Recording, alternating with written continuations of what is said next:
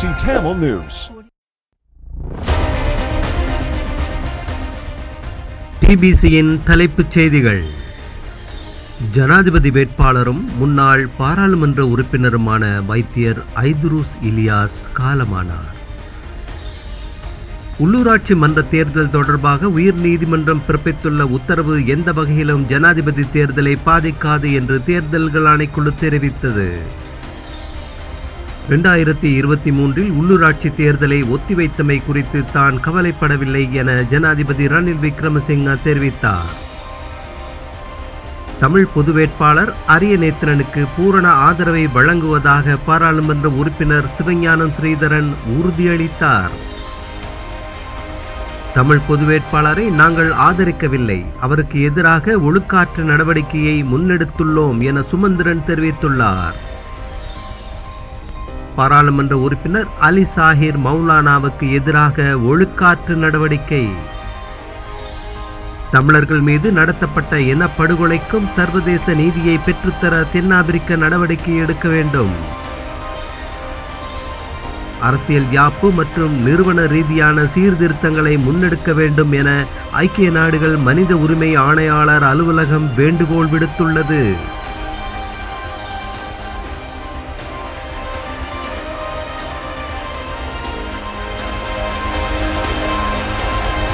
வணக்கம். நீங்கள் இணைந்திருப்பது டிபிசியின் தமிழ் காலை செய்திகளுடன். இனி விரிவான செய்திகளை பார்ப்போம். நடைபெறவுள்ள 9வது நிறைவேற்று அதிகார ஜனாதிபதி தேர்தலில் சுயேட்சை வேட்பாளரும் முன்னாள் பாராளுமன்ற உறுப்பினருமான வைத்தியர் ஐதுருஸ் இலியாஸ் காலமானார். சந்திரிகா பண்டாரநாயக்கவின் அரசாங்கத்தில் பாராளுமன்ற உறுப்பினராகவும் கடமையாற்றிய ஐதுருஸ் இலியாஸ் புத்தளம் பகுதியைச் சேர்ந்தவர். இறக்கும்போது அவருக்கு வயது 78 இருந்தார். 2 நாட்களுக்கு முன் திடீரென வைத்தியசாலையில் அனுமதிக்கப்பட்டிருந்த அவர் மாரடைப்பால் உயிரிழந்துள்ளதாக புத்தளம் வைத்தியசாலை போலீசார் தெரிவித்தனர். அன்னாரின் ஜனாசா இன்று வெள்ளிக்கிழமை புத்தளம் பகா முஸ்லிம் மையவாடியில் நல்லடக்கம் செய்யப்படவுள்ளமை குறிப்பிடத்தக்கது.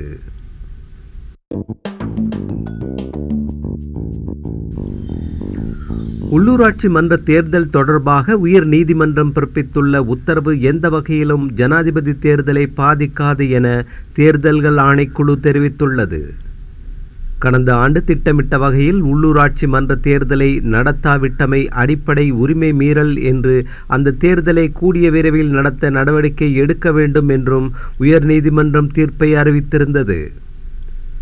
இந்த தீர்ப்பின் அடிப்படையில் ஜனாதிபதி தேர்தல் நிறைவடைந்ததன் பின்னர் உள்ளூராட்சி மன்ற தேர்தலை நடத்த நடவடிக்கை எடுக்கப்படும் என தேர்தல்கள் ஆணைக்குழு தெரிவித்துள்ளது. அத்துடன் திட்டமிட்டவாறு ஜனாதிபதி தேர்தல் குறித்த தேதியில் நடைபெறும் என்றும் அது அறிவித்துள்ளது.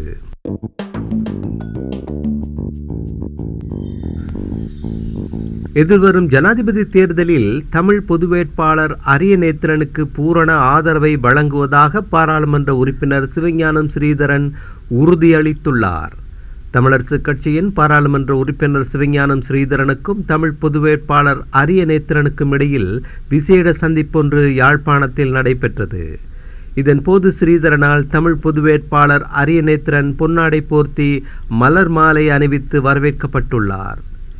இதனைத் தொடர்ந்து சந்திப்புக்கு பின்னர் இருவரும் கூட்டாக ஊடகங்களுக்கு கருத்து தெரிவித்த போதே தமிழ் பொது வேட்பாளருக்கு பூரண ஆதரவு தெரிவிக்கப்பட்டுள்ளது. மக்களால் தேர்ந்தெடுக்கப்பட்ட மக்களின் பிரதிநிதியான எனது ஆதரவு அரியநேத்திரனுக்கு அளிக்கப்படும். தமிழ் மக்கள் காத்திரமான ஒரு செய்தியை எதிர்வரும் ஜனாதிபதி தேர்தலில் வழங்க வேண்டும் என ஸ்ரீதரன் தெரிவித்துள்ளார். இலங்கை தமிழரசுக் கட்சி என்ன முடிவை எப்போது எடுத்தாலும் தனிப்பட்ட முறையில் எனது ஆதரவு அரியநேத்திரனுக்கு அளிக்கப்படும். கட்சி முடிவை எடுக்கிறதோ எடுக்கவில்லையோ அல்லது எடுக்கும் முடிவு மக்களிடமிருந்து எவ்வளவு தூரம் எம்மை தள்ளி வைக்கப் போகிறது என்பதை தமிழ் மக்கள் தீர்மானிப்பார்கள் என்றும் அவர் கூறினார். அதேவேளை கருத்து தெரிவித்த அரியநேத்திரன் தான் களமிறங்கும் போது சங்கு சின்னத்தை சிபாரிசு செய்தவர் ஸ்ரீதரன் என குறிப்பிட்டுள்ளமை குறிப்பிடத்தக்கது.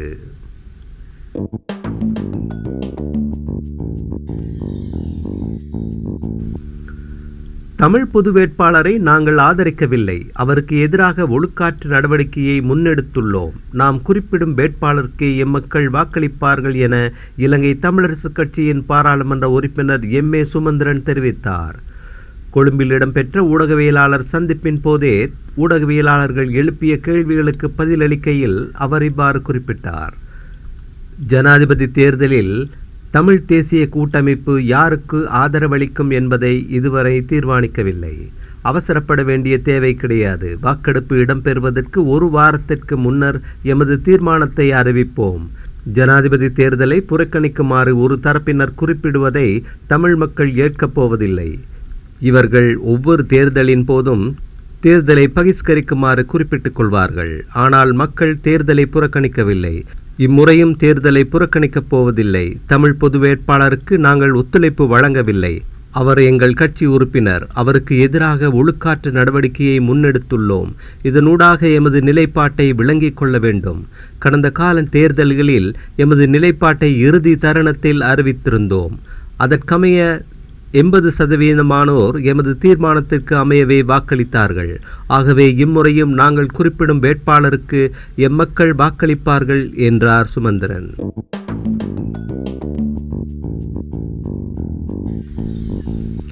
பாராளுமன்ற உறுப்பினர் அலி சாஹிர் மௌலானாவுக்கு எதிராக ஒழுக்காற்று நடவடிக்கைகள் முன்னெடுத்துள்ளோம். ஒரு வார காலத்துக்குள் அவர் பதிலளிக்க வேண்டும் என ஸ்ரீலங்கா முஸ்லிம் காங்கிரசின் தலைவர் ரவுஃப் ஹக்கீம் தெரிவித்துள்ளார். பாராளுமன்ற உறுப்பினர் எம்.எம். ஆரிஷை கட்சியின் பிரதி தலைவர் பதவியிலிருந்து இடைநிறுத்தியதன் பின்னர் என்னை சந்திப்பதற்கு அவர் அனுமதி கோரியிருந்தார். நான் அதற்கு அனுமதி அளிக்கவில்லை. தேர்தல் மேடைகளில் ஏறி பிரச்சாரம் செய்ய வேண்டும். பிரச்சார நடவடிக்கைகளில் ஈடுபடுவதற்கு மக்களுக்கு பகிரங்கமாக தெளிவுபடுத்த வேண்டும் என்பதை கட்சி அறிவுறுத்தியிருந்தது.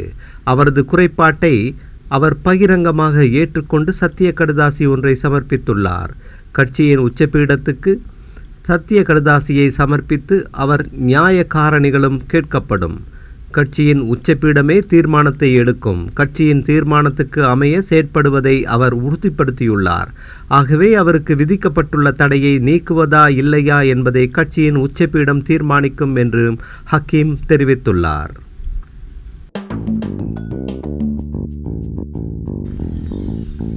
தமிழர்கள் மீது நடத்தப்பட்ட இனப்படுகொலைக்கும் சர்வதேச நீதியை பெற்றுத்தர தென்னாப்பிரிக்க நடவடிக்கை எடுக்க வேண்டும்.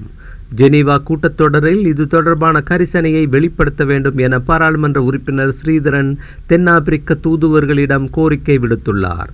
இலங்கைக்கான தென்னாப்பிரிக்க தூதுவர் சாண்டில் எட்வின் சால்க், துணை தூதுவர் ரொனி எவன் பர்னி மற்றும் பாராளுமன்ற உறுப்பினர் சிவஞானம் ஸ்ரீதரனுக்கும் இடையிலான சந்திப்பு கொழும்பில் உள்ள தென்னாப்பிரிக்க தூதரகத்தில் நடைபெற்றது. இந்த கலந்துரையாடலின் போது ஜனாதிபதி தேர்தல் தொடர்பில் தமிழ் மக்களின் நிலைப்பாடு மற்றும் தமிழ் பொது வேட்பாளர் தொடர்பான சாதகத்தன்மைகள் குறித்தும் ஈழத்தமிழர்கள் சார்ந்த சர்வதேச முன்னெடுப்புகள் குறித்தும் கலந்துரையாடப்பட்டது. இதன்போது காசாவில் நடைபெறும் மனித உரிமை மீறல்களுக்கு எதிராக சர்வதேச குற்றவியல் நீதிமன்றத்தில் வழக்கு தாக்கல் செய்துள்ள தென்னாப்பிரிக்கா ஈழத்தமிழர்கள் மீது நடத்தப்பட்ட இனப்படுகொலைக்கும் சர்வதேச நீதியை பெற்றுத்தர முயற்சிக்க வேண்டும்.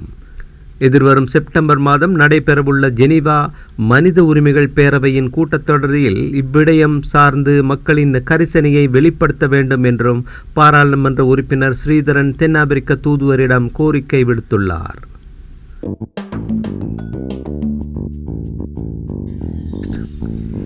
இலங்கையின் புதிய ஜனாதிபதியாக தெரிவு செய்யப்படுபவர் அரசியல் அதிகாரத்தை பகிர்ந்து அளிப்பதற்கும் பொறுப்புக்கூறல் மற்றும் நல்லிணக்கம் என்பவற்றை மேம்படுத்துவதற்கும் தேவையான அடிப்படையான அரசியல் யாப்பு மற்றும் நிறுவன ரீதியான சீர்திருத்தங்களை முன்னெடுக்க வேண்டும் என ஐக்கிய நாடுகள் மனித உரிமை ஆணையாளர் அலுவலகம் வேண்டுகோள் விடுத்துள்ளது.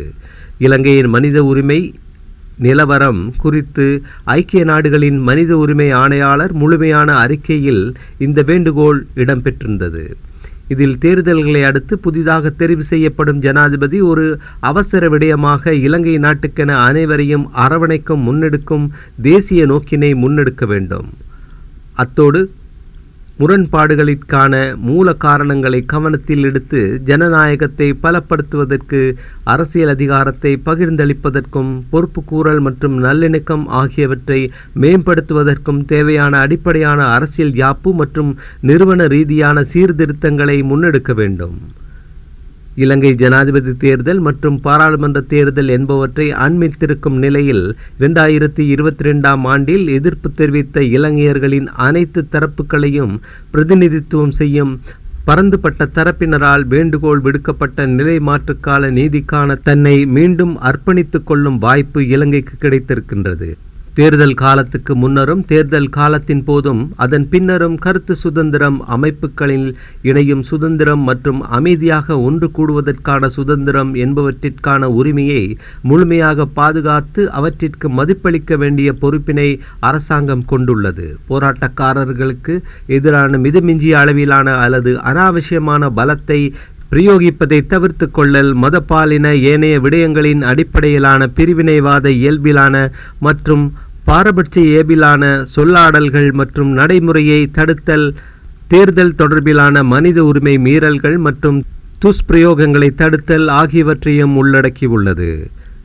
அந்த செய்தியோடு நிறைவுக்கு வருவது டிபிசியின் இன்றைய காலை தமிழ் செய்திகள். மீண்டும் மாலை செய்திகளோடு மீண்டும் சந்திப்போம். வணக்கம்.